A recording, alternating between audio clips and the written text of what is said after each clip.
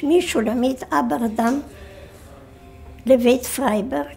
נולדתי בגליציה מזרחית, שזה פולניה, כיום זה אוקראינה. נותרנו, הוריי ואני, בחיים.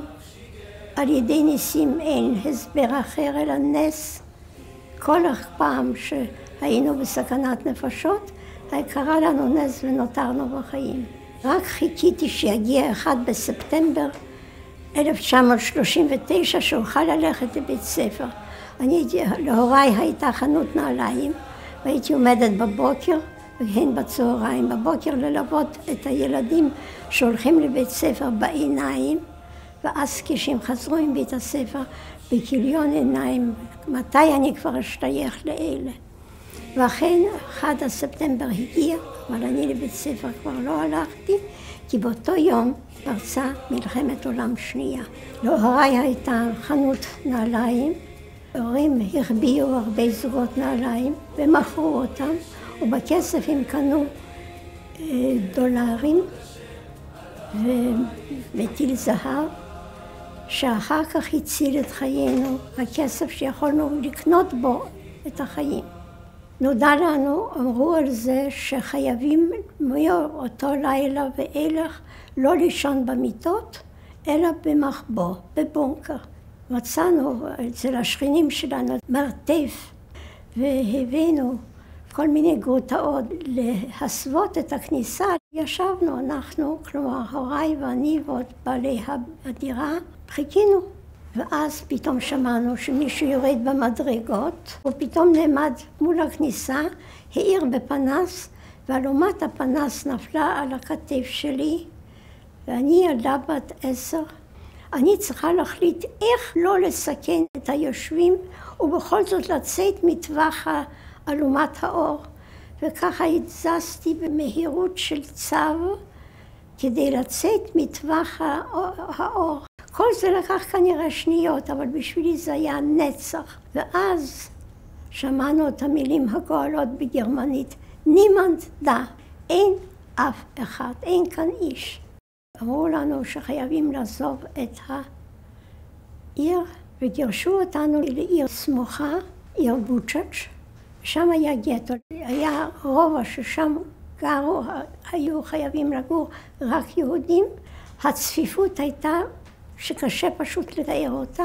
תנאים הסניטריים היו ירודים, ומתוך זה התפתחו מחלות מדבקות קטלניות. לילה ראשון בגטו הלכתי לישון כרגיל. התעוררתי בפחד אימים. מיליונים של פשפשים עלו עליי. אני קמתי בבוקר, עיניים נפוחות מבכי, אני בכיתי לא כל כך על זה שנעקצתי על ידי הפשפשים. אני הרבה יותר בכיתי על זה שאני חשתי. מה שמחכה לי זה רק יותר גרוע מאשר היה יום קודם. אנחנו לא למדנו, לא קראנו, לא עשינו שום דבר שהיינו רוצים לעשות כי לא היו תנאים. איש לא יכול היה ללמד אותנו, גם לא היה איפה ללמד אותנו.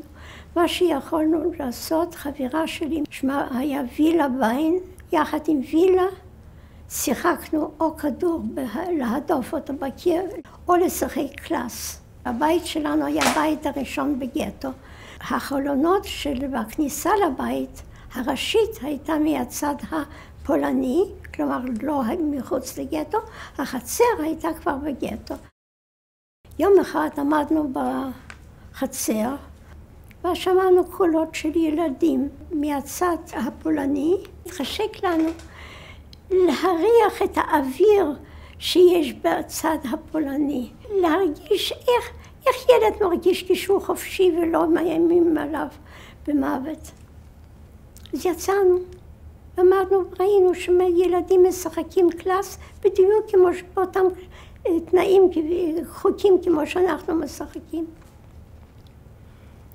ואמרנו סתם והסתכלנו, הפרענו לפולניות, זיהמנו להם כנראה את האוויר, והתחילו לצעוק שנסתלק, שנלך משם, ואנחנו כמו ילדים אומרים להם לעשות, והם עושים בדיוק ההפך. פשוט לא עשינו כלום, פשוט עמדנו, ואז אחת הילדות הפולניות הרימה את אבן המשחק של הקלאס וזרקה עלינו. האבן נפלה על ידינו, היה איתנו נער, הוא הרים את האבן, גלגל אותה בחזרה לבנות, לא זרק אותה אבן. ואז עמדתי עם וילה בחצר, פתאום ראיתי על פניה אימה ופחד. היא תפסה לי את היד והתחילה לרוץ לכיוון הכניסה לבית, ואני לא הבנתי מה קרה, מה קרה לה, למה היא סוחבת אותי, ולא נעניתי לסחיבת היד שלי. היא נכנסה לבית ואני סובבתי את הראש וראיתי קבוצת ילדות פולניות של אתמול, ואיתם עומד בחור גבוה רחב כתפיים, אני קראתי לו אוג מלך הבשן. והילדה אחת אמרה, זאת היא, הצביעה עליי באצבע, הוא ניגש אליי ונתן לי בוקס בעין, הראש שלי נזרק אחורה, קיבלתי מכה.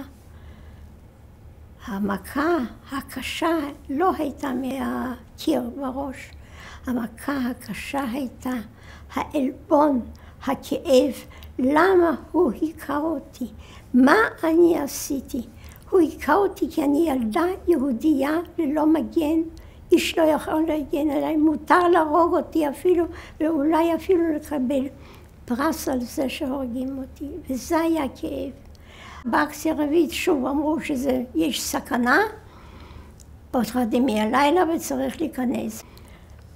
אנחנו נכנסנו, נפתלי נשאר בחוץ כדי לדאוג להסוואה.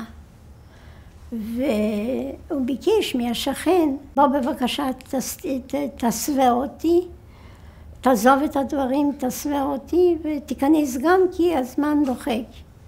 הוא המשיך, בסוף הוא לא יכול היה להתפטר מנפתלי, הוא אמר בסדר, אני אסווה אותך, אתה יכול להיכנס. ואז שמענו שזורקים דברים.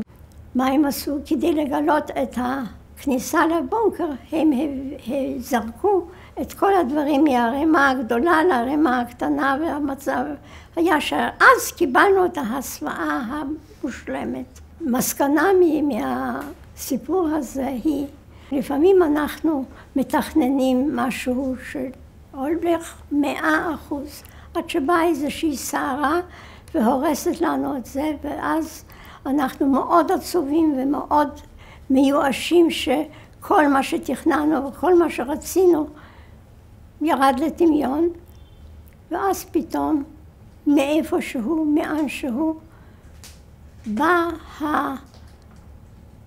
העזרה או ההצלה או התכנון שכאילו שמן השמיים אמרו לנו, אתם רציתם להתחבא, אני אציל אתכם בצורה אחרת. התחילו לדבר שעושים את בוצ'ץ' נקייה מיהודים, יודנריין, ומעבירים את כל היהודים למקום באזור אחר לגמרי.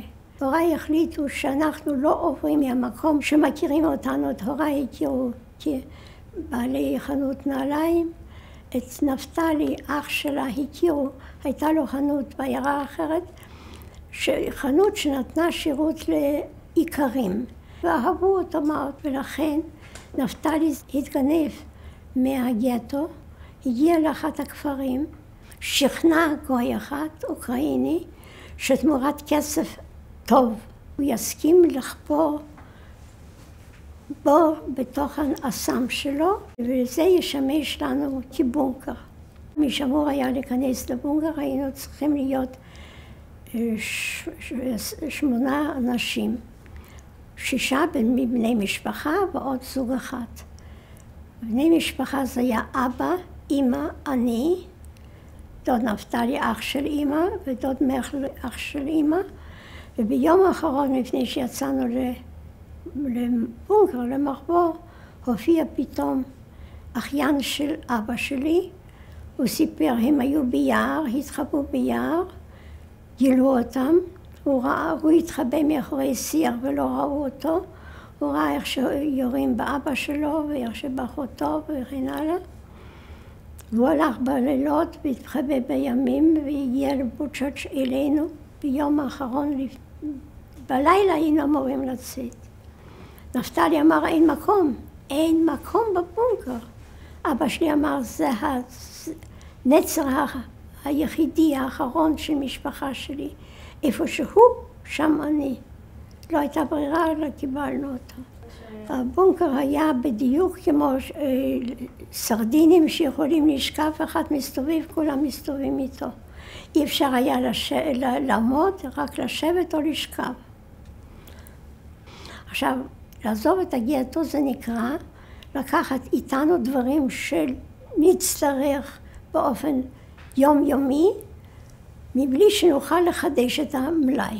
לדחוס שקים של בגדים ומצעים ושמיכות לימים קרים. וכל זה להעמיס על עגלה עם עוד 6 איש למשפחה, זה היה בלתי אפשרי, זה היה מעורר חשד מי שהיה רואה או שומע דבר כזה. אז התוכנית הייתה לחלק אותנו לשתי קבוצות. קבוצה אחת שנוסעת ערב אחד, זה אמא, נפתלי ואני וכל הכבודה שלנו. למחרת יחזור הגוי עוד פעם ויקח את אבא, את מיכל, את הדוד ואת נחום הבן דוד. אנחנו נוסעים ומגיעים לעיירה איפה שהיינו אמורים להחליף את העגלון. העגלה עוצרת, פחדו שמישהו יצא ובמקרה יפגוש את נפתלי שכל כך הכיר אותו. זה יהיה סוף כל הסיפור. השאירו אותי עם הכבודה והם ירדו כדי ללכת ברגל בדרכים עקיפות. לא עברו 2 דקות והוא עצר, זרק את השקים לכביש והסתלק. אני פה עם השקים, טוב, גררתי אותם כבר מאחורי הבית ומתחילה לחכות. והזמן עובר ונפתלי ואמא עדיין לא באים. אני גוררת את השקים לעוד יותר רחוק ויושבת בייאוש, מה אני עושה? כשבסוף הגיע נפתלי ואמא, אני פשוט התפרקתי לגורמים. אני בכיתי, אמרו, למה לא נכנס? הפחד שלי היה שהגוי הזה יקרא לחבר או לבן או מישהו בשביל להרוג אותי כדי לקחת את כל הרכוש, וזה שווה הרבה כסף. וכעבור כמה שבועות, ליביץ' אמר לנו, תשמעו, יש חשד שאני מביא יהודים, פתאום יש לי יותר מדי כסף. אתם צריכים ללכת. נפתלי הלך מדי כל פעם ממקום למקום לחפש מחבוא, והיינו כאן 2 שבועות וכאן שבוע וכאן חודש. חזרנו לבונקר.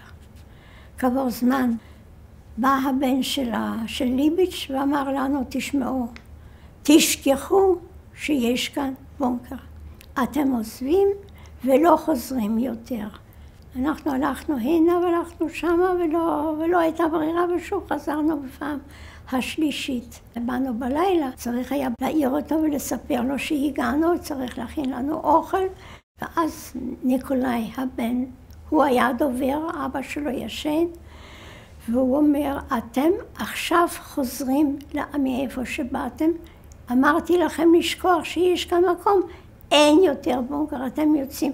מתחילים להסביר, אין לנו עכשיו לאן ללכת, עוד מעט יהיה בוקר. אותי זה לא מעניין, אתם הולכים או שאני הולך למשטרה לקרוא להם?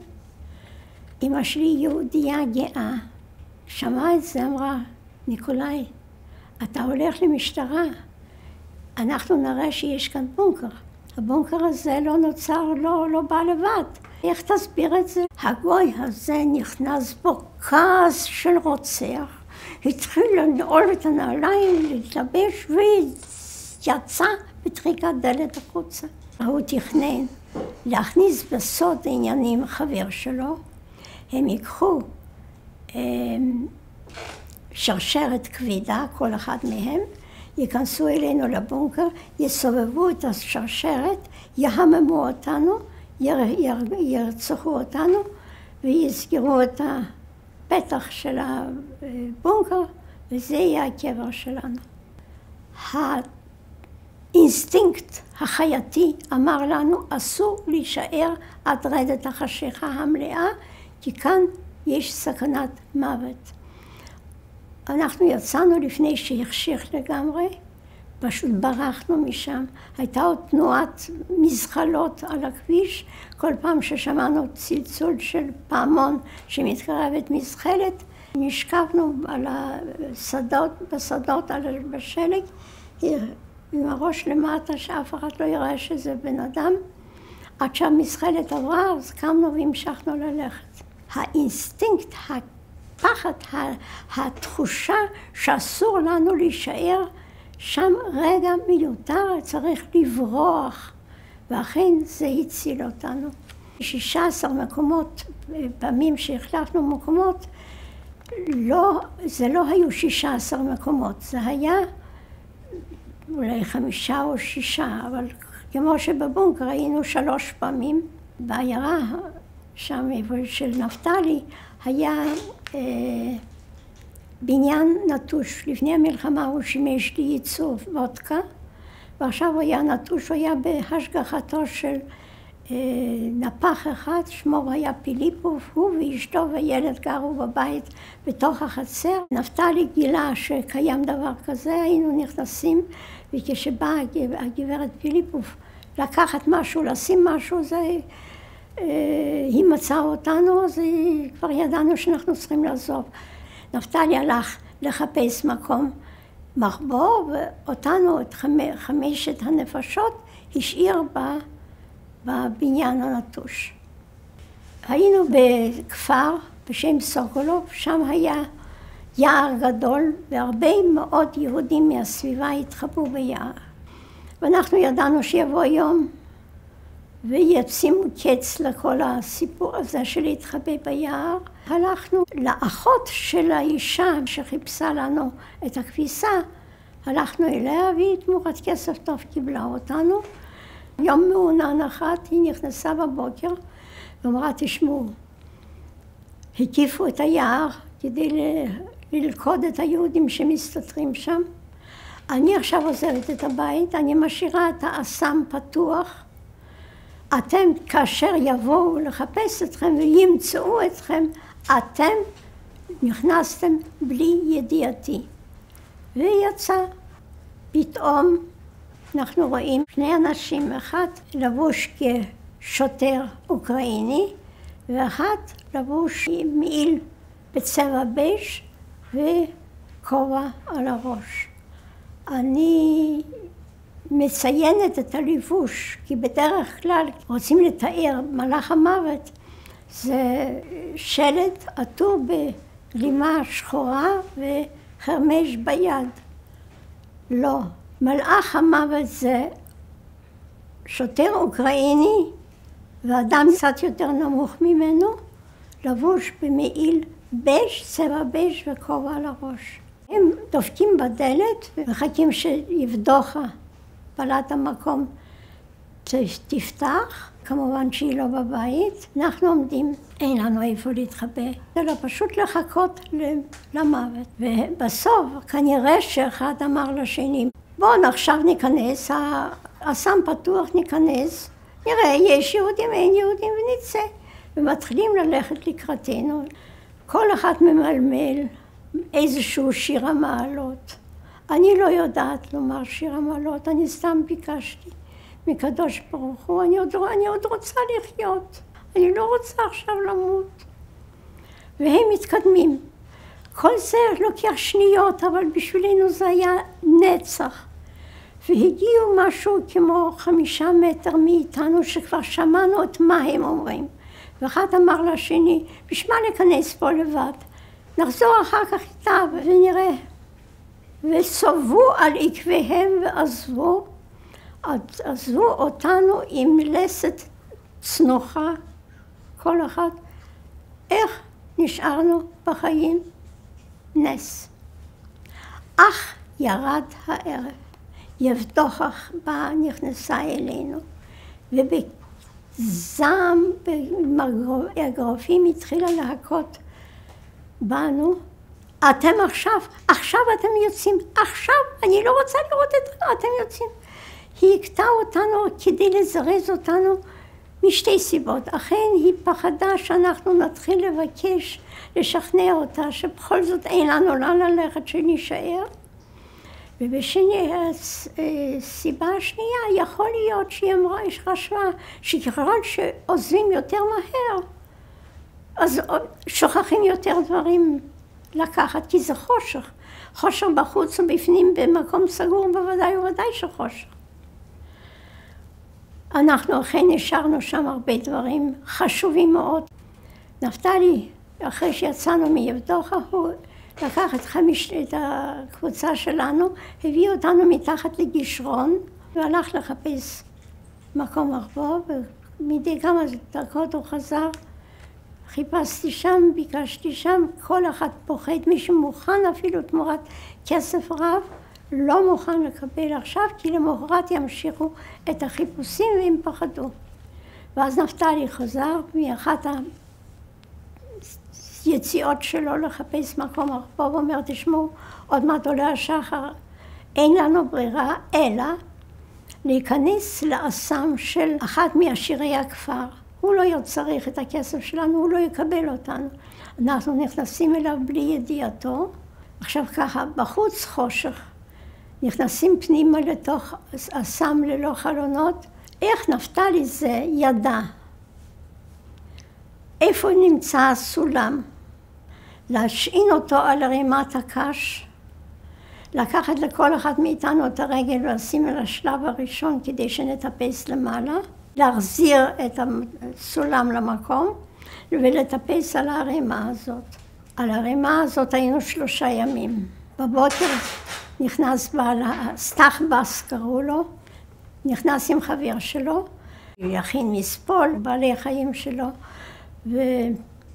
ואנחנו שומעים איך שומעים, מדברים על פוליטיקה, על משהו, אבל הוא אומר, לא בא לי עכשיו לטפס למעלה לקש. אנחנו שוכבים למעלה והוא מוציא, סוחב את הקש מתחתנו, אנחנו בקושי נושמים. אחרי 3 ימים, שוב היינו, שוב באותו בית נטוש ושוב במקום אחר. ובאחת הפעמים שעברנו ממקום למקום, עצרנו ליד איזשהו בית, ונפתלי אומר, אתם רואים בבית הזה, תפסו יהודים. מי שגרה שם, אישה זקנה, היא צריכה כסף והיא החביאה יהודים וגילו אותם. אז אני אומרת לנפתלי, נפתלי, אולי ללילה אחת ניכנס הנה, אנחנו עייפים, אולי רק ללילה. נפתלי אומר, קראו לזה בית שרוף, מקום שרוף. שרוף זה נקרא, אין, הולכים להתחבא במקום שגילו בו יהודים, נקודה. אז הוא אומר, אבל גילו פה. אז אמרתי, רק ללילה אחת, דווקא בלילה הזה יבואו לחפש אותנו, ניכנס רק ללילה הזה. מחר שוב תלך לחפש מקום אחר. וכך עשינו, אנחנו כבר לא עזרנו. בבוקר גברת אולך, קראו לה, אישה זקנה עם בן נכה ו3 נכדות יתומות. היא הייתה צריכה כסף, היא אמרה, אני לא פוחדת מאף אחד. אני אומר, אתם רוצים שאני לא ארביא יהודים? תנו לי כסף כמו שהיהודים נותנים לי ואני לא ארביא אותם. הייתה לנו גם מחלה גרדת, והיא הלכה לבית מרקחת וקנתה מי גופרית, שזה ריפא לנו את הגרדת או את ה... בכל אופן היה לנו שם גן עדן. גן עדן עד שגילו אותנו. היו בעיירה 2 רוצחים, 2 אוקראינים, הם שיתפו פעולה עם המשטרה והם גילו אותנו. דבר ראשון, כולם על הברכיים. אמא שלי התחילה לבקש קודם עליי. אחר כך היא אמרה, ילדה צריכה גם אמא וגם אבא. בקיצור, אני לא יודעת איך. הם לקחו את כל מה שהיה לנו, באו למשטרה ושמו את השלל על השולחן, או תפסנו את כוח וזה מה שהבאנו. אז קצין המשטרה אומר, מה אתם השתגעתם? הייתה לכם תרנגולת מטילת ביצי זהב, אתם משחררים אותה בשביל השטויות האלה? איפה הכבוד שלכם? הכבוד התעורר והם נתנו להם מילת כבוד שתוך 3 ימים הם מביאים את נפתלי ואת החבורה שלו למשטרה. הלכנו כמובן לבניין הנטוש, תוך תקווה גדולה שמי שיבוא לקחת או לשים דברים בבניין הנטוש הזה, מי שיבוא זה יהיה לא הגברת פיליפוף, אלא אח שלה. אח שלה היה איתה, והוא כעס על אחותו ועל הגיס שמעבידים אותו בעבודות רס"ר, שהוא צריך לטפל בחזיר ובתרנגולות ולניקיון של החצר, והוא כעס עליהם, והוא החליט להתנקם על ידי זה שהוא ירביא יהודים דווקא כי הם לא רוצים להרביא יהודים, הוא יעשה להם דווקא, זאת תהיה הנקמה שלו. לשמחתנו ולמזלנו בא סטאשק הגיס הזה, אז הוא אמר אחר כך לאחותו, אני אטפל בבניין הזה, אתה לא צריכה לעלות, זה שם לא נעים. נפתלי מצא 2 בקבוקים, בקבוק של ליטר, בקבוק של חצי ליטר, הוא היה כל ערב ממלא מים, ו6 איש, 6 נפשות, חיו על 1.5 ליטר, כלומר כוס מים ליום. את הידיים נטלנו על ידי זה שהרטבנו קצה קטנצ'יק של בגד, של משהו, וניגבנו את הציפורניים, כי אי אפשר היה מכוס מים להפריש עוד לרחצה. 5 זוגות עיניים הסתכלו כשמישהו לקח בקבוק בשביל לשתות קצת מים. כולנו הסתכלנו שחס וחלילה הוא לא ישתה טיפה אחת יותר, כי זה יהיה לכולנו פחות. אוכל נפתלי היה נוסע, היה קונה לחם בשק, לוקח אותו, שועית או פול יבש. אבא שלי היה לו בראש לוח השנה, ואנחנו ידענו בדיוק מתי ראש השנה, וידענו בדיוק וצמנו, אני לא, ביום כיפור. שמרנו מה שניתן היה לשמור. החזית התקרבה והוא התחיל לפחד שיגלו אותנו בבניין הנטוש, אז הוא אמר, העביר אותנו הבוידם של הדיר חזירים, היה שם חזיר למטה, הוא טיפל בו, הוא אמר לאחותו גם, אל תעלי שם למעלה להוריד דברים. הסולם, שלב אחד לא בטוח, אני פוחד שתפלי. אני אטפל בזה, אני כבר אוריד שם מה שצריך. וכדי לספק לנו ידיעות, הוא היה מטאטא את החצר ומדבר לעצמו, החרוסים האלה, הם כבר כבשו את טרנופול, החרוסים האלה, הגרמנים האלה נסוגים וכן הלאה, ככה שמענו, ידענו שהחזית מתקרבת.